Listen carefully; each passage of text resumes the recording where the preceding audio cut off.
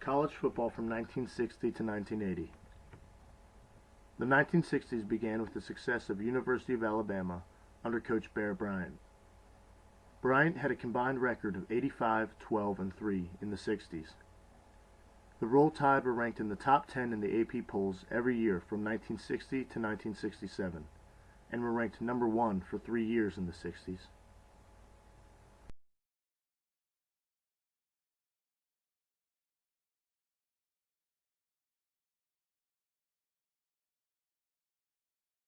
'60 was the last time the University of Minnesota won a national championship.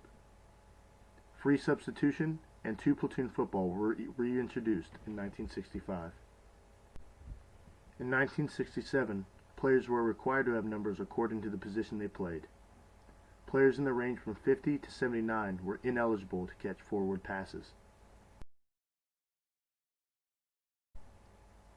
O.J. Simpson played at USC as a running back and won the Heisman in 1968.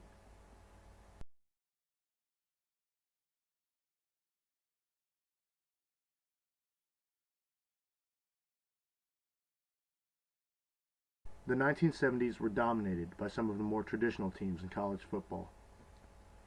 Oklahoma had the best winning percentage at 88%, with Michigan, Ohio State, Nebraska, Penn State, and Notre Dame all in the top 10 for winning percentages in that decade.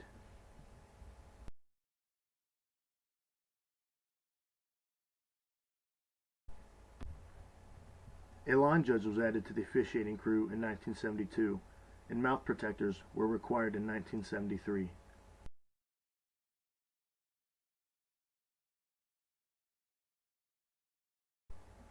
The 1970s was the start of one of the greatest coaching rivalries in all of college football.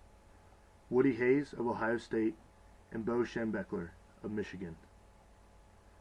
Known as the 10-Year War, these two titans dominated the Big Ten, which was referred to as the Big Two and the Little Eight during that 10-year span. Bo, who played for Hayes and coached under him, just barely came out the victor with a record of 5, 4, and 1.